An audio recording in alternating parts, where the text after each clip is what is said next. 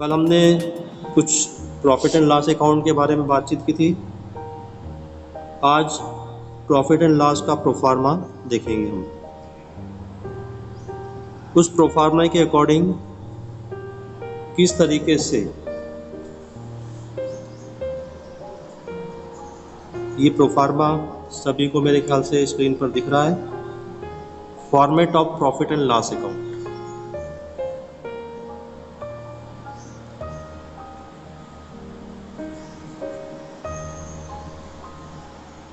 Format of profit and loss account.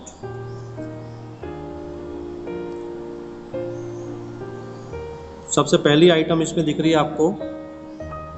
इसमें हमें heading भी लिखना होता है। फॉर द ईयर एंडेड,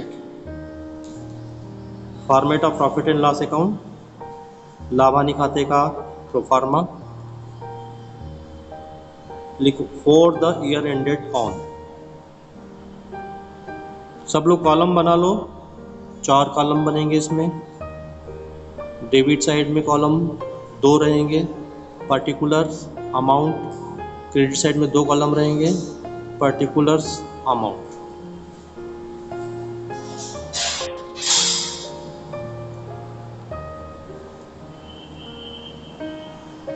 सबसे पहले डेबिट साइड में व्यापारिक खाते में नामे और जमा शेष का अंतर सकल हानि आता है, ग्रॉस लॉस आता है। तो उस ग्रॉस लॉस को लाभानी खाते में सबसे पहले डेबिट साइड में ट्रांसफ़र किया जाएगा। यह सकल हानि इसका प्रारंभिक शेष रहेगा।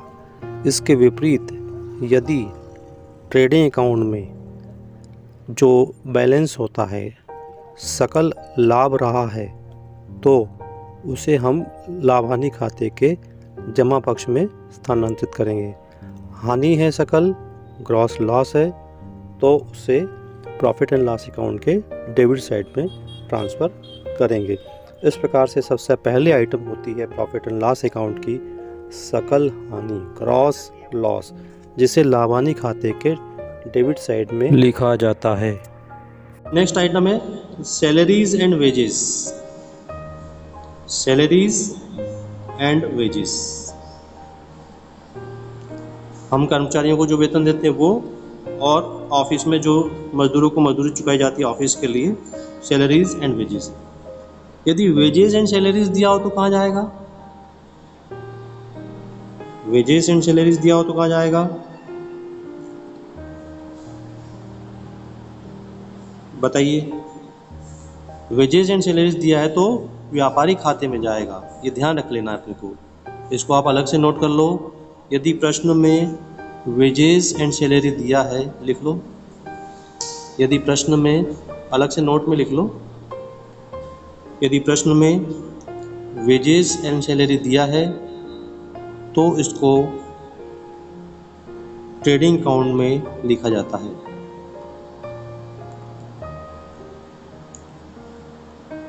और यदि सैलरी एंड वेजेस दिया हुआ है तो लाभ हानि खाते में लिखा जाता है।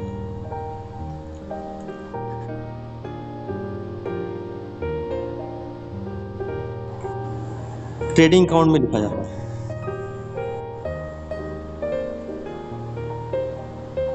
और यदि सैलरीज एंड वेजेस दिया हुआ है तो प्रॉफिट एंड लॉस अकाउंट में लिखा। चलिए नेक्स्ट आइटम है rent, rates and taxes. Rent, rates and taxes. फिर नेक्स्ट आइटम है printing and stationery. Printing and stationery.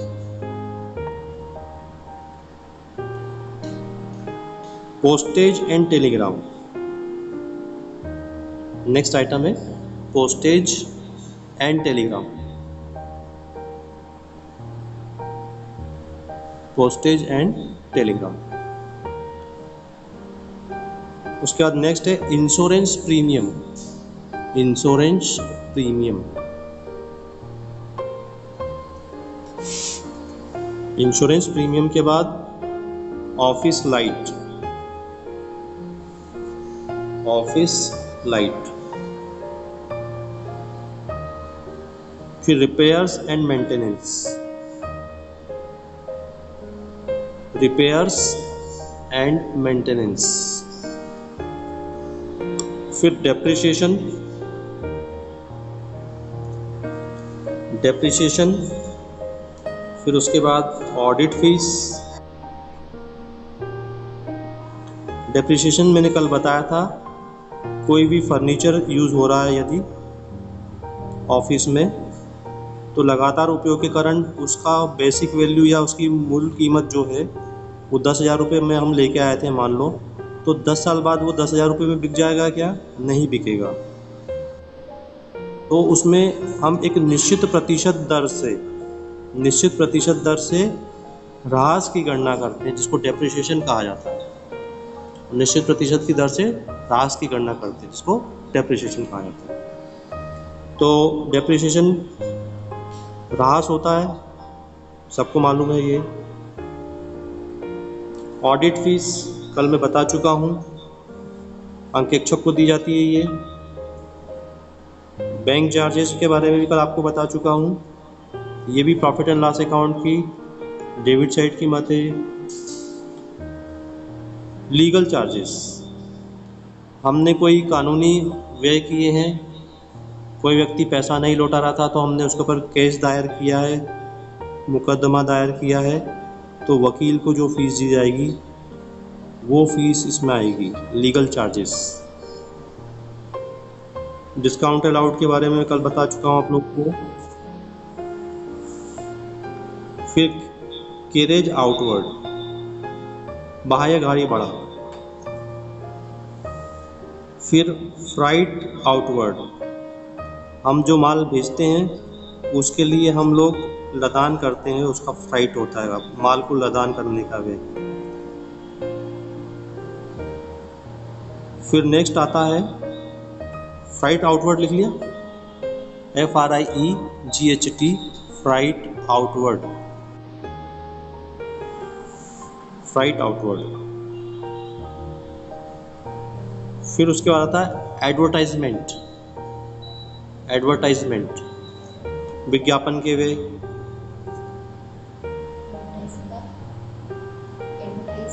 Advertisement, advertisement expenses. Bad debts, डूबत ऋण, सब जानते हैं।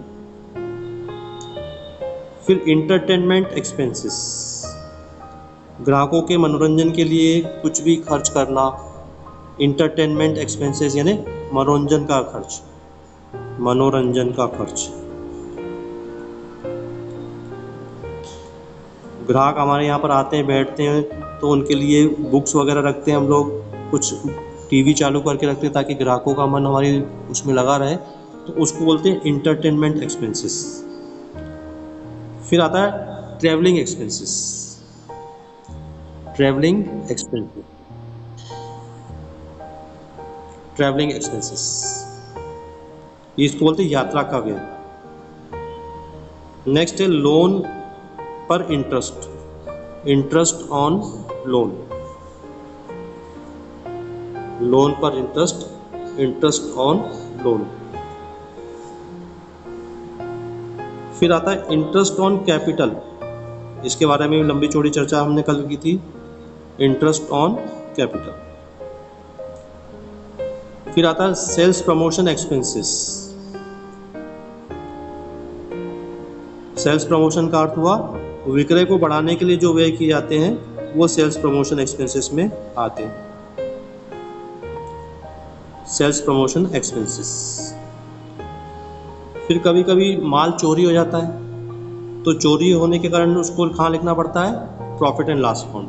तो लिखो loss by theft, loss by theft, चोरी होना माल, वो हानि एक प्रकार की, और प्रॉफिट एंड लॉस अकाउंट के डेबिट साइड में आएगी। फिर लॉस बाय फायर, अग्नि से भी कभी कभी माल आग लगने से नष्ट हो जाता है, तो लॉस बाय फायर।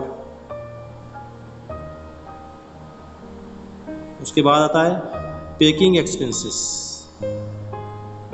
पैकिंग के चार्जेस, पैकिंग एक्सपेंसेस, पैकिंग के चार्जेस।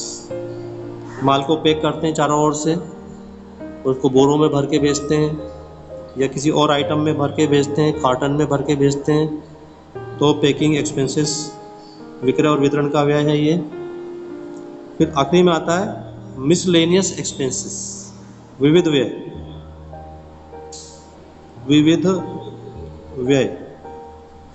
और कोई अन्य एक्सपेंसेस हो ऊपर दिए गए एक्सपेंसेस के अलावा तो वो विविध व्यय कहलाते हैं, जिसको हम अंग्रेजी में बोलते हैं मिसलेनियस एक्सपेंसेस। तो डेबिट साइड में ये सारी आइटम आती हैं, इन पे हमने कल विस्तार से चर्चा की थी।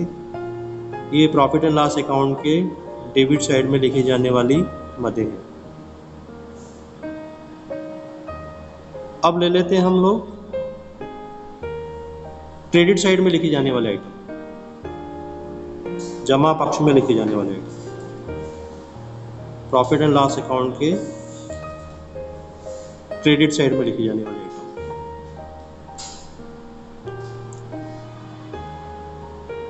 जैसा कि स्क्रीन पे आप सब लोग को दिखाई दे रहा है, इसमें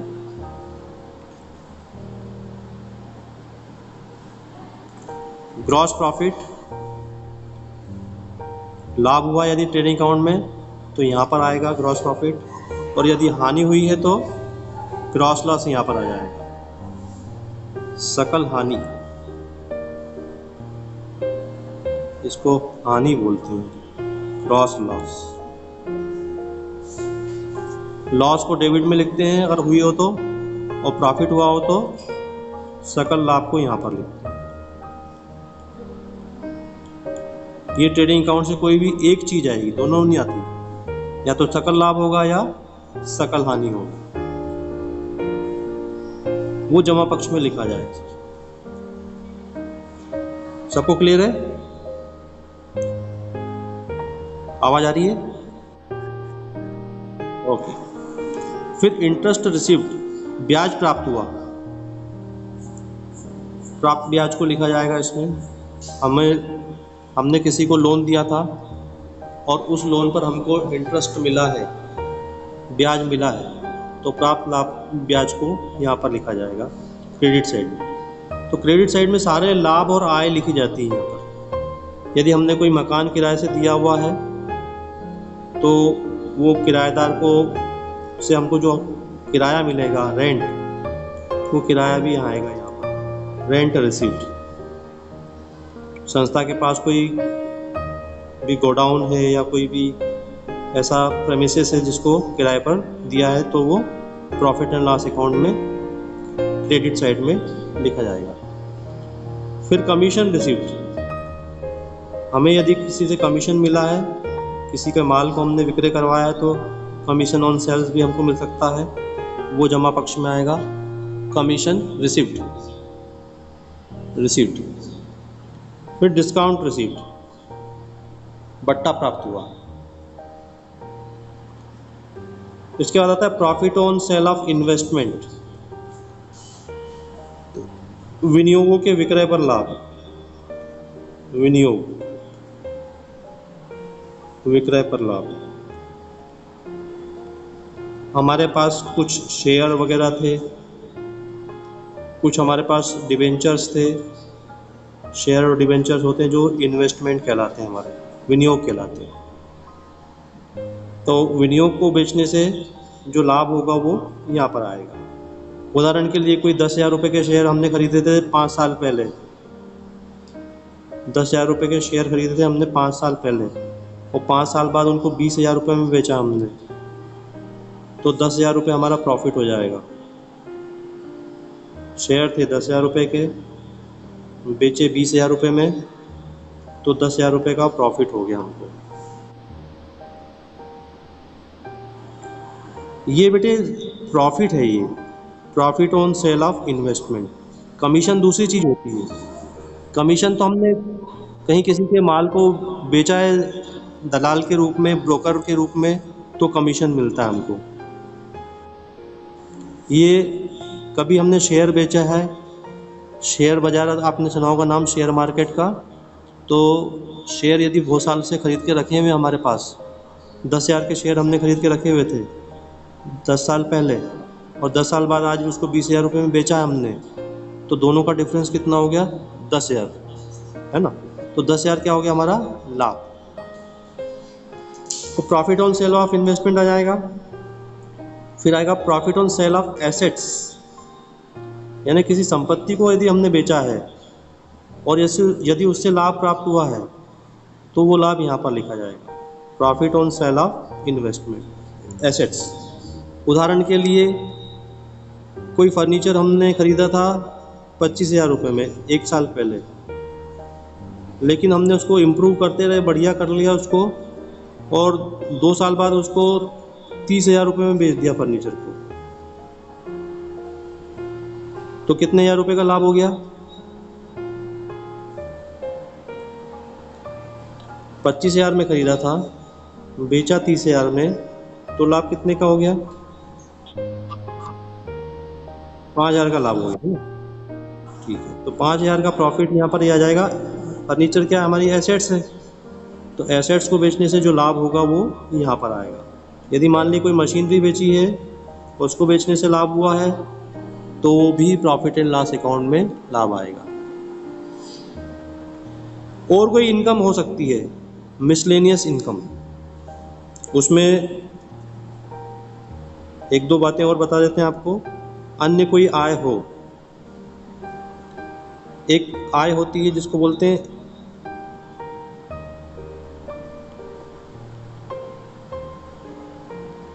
अप्रेंटिस फीस, जिसको बोलते हैं प्रशिक्षु शुल्क, APPRENTICE अप्रेंटिसशिप फीस, प्रशिक्षु शुल्क। हमारी जो संस्था है वो किसी को ट्रेन करती है, मान लो ट्रेन करती है मतलब ट्रेनिंग देती है किसी को, व्यापार के बारे में ट्रेनिंग देती है। मान लो 5 व्यक्तियों को ट्रेनिंग दी इस साल, तो 5 व्यक्ति से हमको फीस मिलेगी, इसको बोलते हैं प्रशिक्षु प्रशिक्षण क्या शुल्क, है ना। तो उनके द्वारा जो शुल्क दिया जाएगा वो कहलाएगी हमारी मिसलेनियस इनकम में आएगी, अप्रेंटिसशिप फीस कहलाएगी, APPRENTICE अप्रेंटिसशिप फीस, प्रशिक्षु शुल्क, ये हमारी आय कहलाएगी। हमने यदि किसी को ट्रेनिंग दी और ट्रेनिंग के बदले में जो शुल्क मिलता है वो आय होती है, उसको लाभांश खाते में लिखा जाता है। इसके अलावा शिकमी किराया,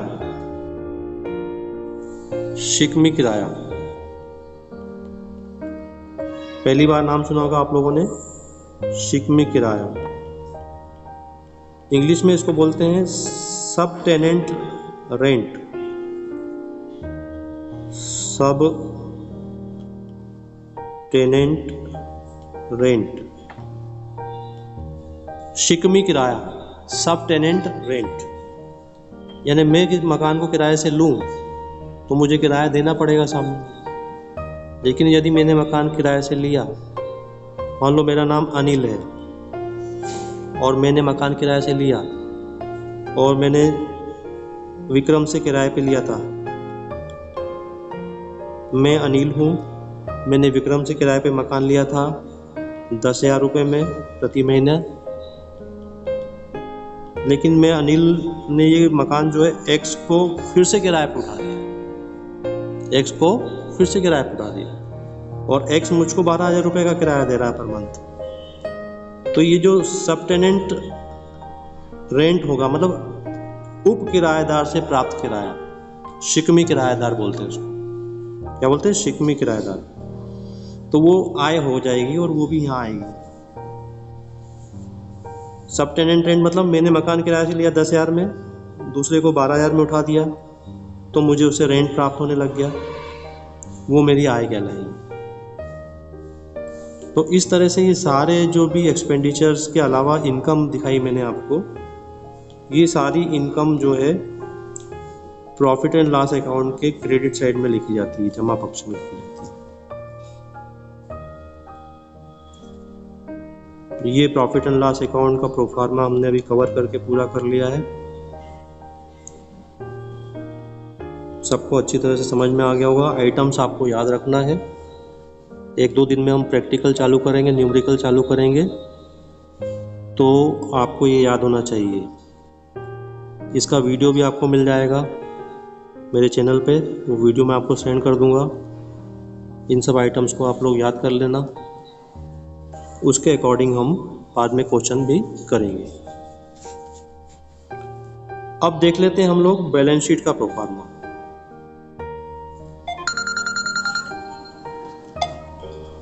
बैलेंस शीट का प्रोफार्मा देखते हैं हम लोग।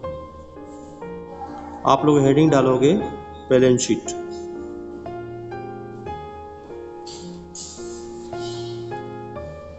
बैलेंस शीट में 2 साइड होते हैं, एक लायबिलिटीज, दूसरा एसेट्स। जैसा कि आपको स्क्रीन पे दिखाई दे रहे हैं, कुल 4 कॉलम। पहला कॉलम दायित्व का होता है, जिसको लायबिलिटीज बोलते हैं। मैंने रेड से सर्कल किया उसको। इसके बाद अमाउंट, फिर एसेट्स जिसको रेड से सर्कल किया है, और फिर अमाउंट। इस तरह से बैलेंस शीट में ये 4 कॉलम होते हैं, liabilities, amount, assets, amount. Liabilities, amount, assets, amount. Balance sheet के लिए स्टार्टिंग में एक शब्द का इस्तेमाल किया जाता है। जैसे फॉर द ईयर एंडेड अपन वहाँ लिखते थे, यहाँ पर लिखेंगे एज ऑन। यहाँ पर लिखेंगे बैलेंस शीट लिखा, फिर उसके नीचे लिखा एज ऑन। ब्रैकेट में लिखना है इसको 31 दिसंबर 2021, 31/12/21 वर्ष के अंत की डेट लिखी जाती है।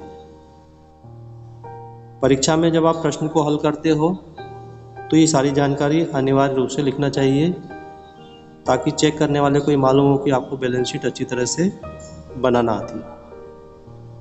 इसके भी नंबर रहते हैं, कॉलम के भी, शीर्षक डालने के भी नंबर मिलते हैं। तो 2 साइड रहेंगी इसमें। दोनों साइड में कौन कौन सी चीज़ें आएंगी उसको देख लेते हैं हम लोग। पहला आता है बैंक ओवरड्राफ्ट। बैंक ओवरड्राफ्ट, इसको हिंदी में बोलते हैं बैंक अधिविकर्ष। बैंक अधिविकर्ष।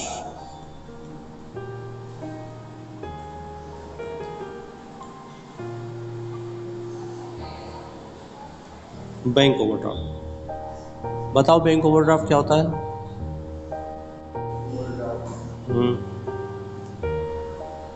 याद है कुछ?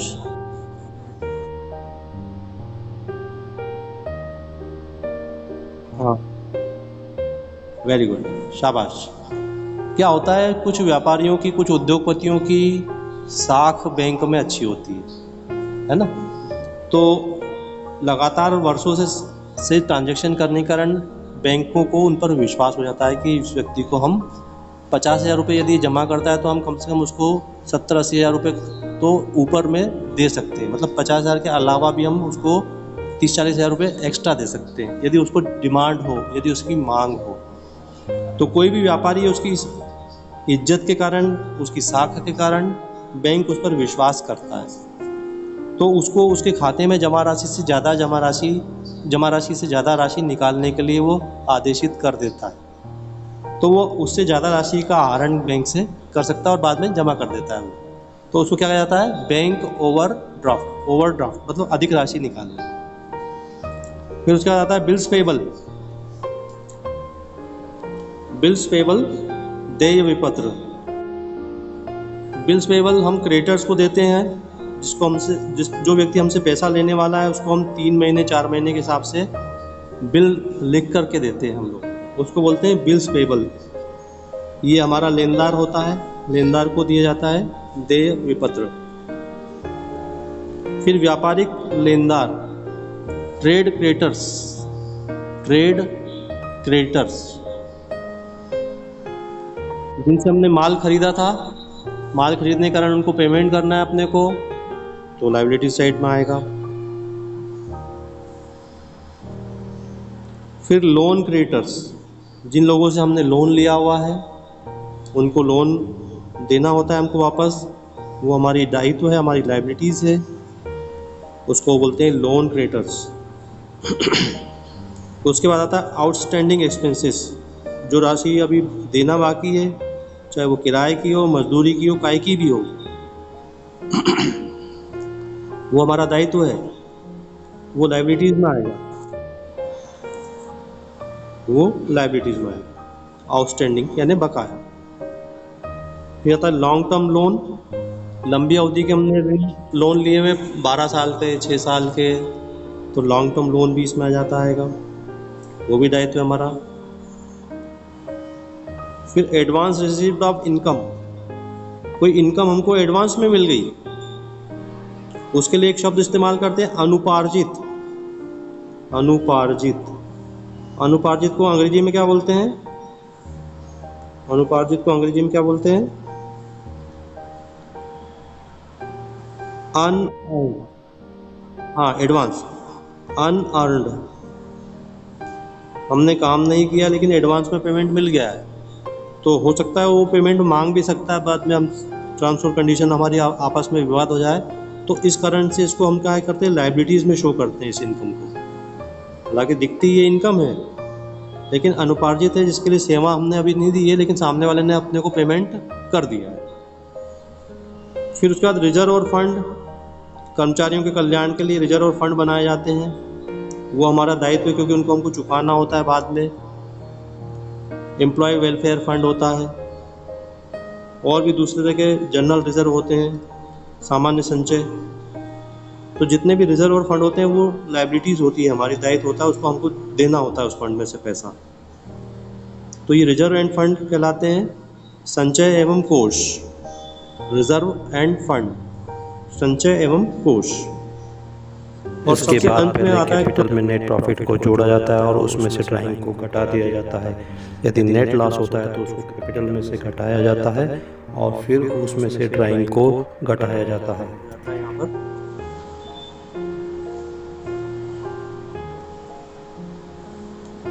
इसमें आप सबको समझ में आ गया होगा, पहले बनाए हुए आपने सब। इसके बाद आता है एसेट साइड, जिसमें पहला जानते हैं आप सब लोग cash in hand, cash in hand. दूसरा आता है कैश एट बैंक, जो राशि बैंक में जमा है, कैश एट बैंक। फिर money at call and short notice, कभी कभी क्या होता है छोटे अल्प अवधि के लिए, एक दिन के लिए हम लोन लेते हैं, जिसको वापस भी लौटाना पड़ता है, उसको बोलते हैं money at call and short notice. 1 से लेकर 15 दिन तक, कम से कम 1 और अधिक से अधिक 15 दिन तक के लिए पैसा उधार लेते हैं बैंक से, तो वो कहलाता है money at call and short notice, वो एसेट्स में आएगा। फिर हमने विनियोग कर रखे हैं, इन्वेस्टमेंट आ जाएगा। फिर डेटर्स, हमारे देनदार जो वो आ जाएंगे। फिर उसके बाद बिल्स रिसेबल, प्राप्य विपत्र आ जाएगा। क्लोजिंग स्टॉक ऑफ गुड्स और क्लोजिंग स्टॉक ऑफ स्टोर्स आ जाएगा।